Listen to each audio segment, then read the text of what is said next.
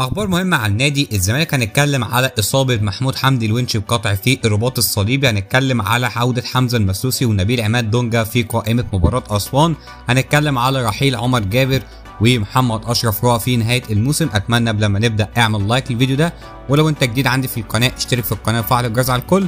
ويلا بينا نخش على تفاصيل اخبار نادي الزمالك. وهنبدا باول خبر معانا بيتعلق باصابه محمود حمدي الونش اللي اتصاب في مباراه الاسماعيلي، وكلنا كنا قلقانين جدا ان الاصابه بتاعه القطع في الرباط الصليبي تجيله مره تانية، وللاسف الاصابه حصلت له مره تانية.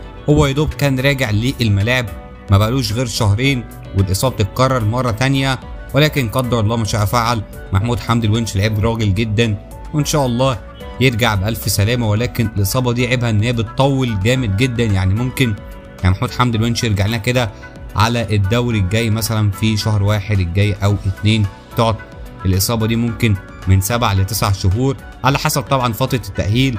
ولكن محمود حمدي الونش كان لعيب مهم جدا في الفريق، وكان بدا يعني يستعيد بعض المستويات بتاعته، ولكن للاسف الاصابه جات له مره تانية، وهنضطر كده نعتمد مثلا على عبد الغني والزناري ومحمود شبانه خلال الفتره اللي جايه. ولكن اللي كان بيعجبني طبعا في محمود حمدي الونش ان هو لعيب مقاتل في الملعب وبيلعب بقلب، في نفس الوقت برضه عنده روح. ولكن للاسف الفريق دلوقتي حرفيا ضايع بمعنى الكلمه. شفنا الاداء السيء اللي قدموه قدام الاسماعيلي، وطبعا شفنا النجم بتاعنا محمد اشرف رؤى اللي فاكر نفسه كابيتانو وكان بيزعق في مباراه بروكسي ومركز مع المشجع، هو اصلا اداؤه زي الزفت. ونتمنى بصراحه ان هو يغور بقى ويسيب الفريق ده ويمشي في نهايه الموسم، لان الواحد مش طايقه بمعنى الكلمه، والواحد فعلا ماسك لسانه على لعيب زي ده، لعيب ولا ليه اي اهميه ولا ليه فايده داخل نادي الزمالك.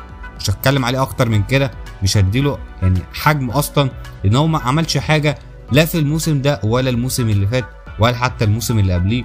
فنتمنى رحيله في نهايه الموسم، وكمان عمر جابر بيدرس الرحيل في نهايه الموسم، وفي عرض كمان متقدم له من نادي فاركو. عمر جابر هو كمان خلاص هيمشي في نهايه الموسم، ودي يعتبر صفقات، دي يعتبر مش لعيبه اصلا. اللعيبه دي ما عندهاش اي طموح ولا اي اداء ولا اي حاجه، اللعيبه دي ما لهاش اي هدف في الزمالك، هم موجودين بس انهم بيلعبوا في الزمالك مش اكتر. فنتمنى ان شاء الله الزمالك يدعم بيه صفقات قويه خلال الفتره اللي جايه، خلال الصيف اللي جاي باذن الله. وعايز اقول لكم بعد كده عوده لحمزه المسلوسي ونبيل عماد دونجا. طبعا هم ما ظهروش في ماتش الاسماعيلي بسبب تراكم الانذارات، ولكن هيرجعوا مره تانية في مباراه اسوان في الدوري. ونتمنى بقى اللعيبه تفوق شويه، ده خلاص يعني فاضل بتاع 6 مباريات ولا حاجه والدوري ده ينتهي، واحنا لحد دلوقتي مش عارفين اذا كان احنا هنلعب اصلا في الكونفدراليه ولا هنلعب في افريقيا، ولا اصلا مش هنلعب لا في افريقيا ولا في الكونفدراليه. فنتمنى اللعيبه دي تفوق شويه، ما ينفعش الاستهتار ده في المرحله دي خالص. يعني احنا نتمنى ان اللعيبه تشد حيلها شويه، لان كده انت خلاص تلعب من غير هدف، انت كده موسم صفري من كل النواحي. يعني لا هتلعب في افريقيا ولا كونفدراليه، طب ليه؟ يعني انتوا مش عايزين حتى تلعبوا في اهم بطولتين موجودين دلوقتي. فنتمنى حتى اللعيبه دي تسترجل خلال ال6 مباريات اللي جايين، عشان كده خلاص احنا ما فيش اي امل في اي حاجه خالص. ف لك الله يا زمالك في اللعيبه اللي بتقدموا لينا في الموسم ده، ان شاء الله الخير قادم. ومتنسوش تعملوا لايك واشتراك وفعلوا الجرس على الكل. اشوفكم على خير، يلا سلام.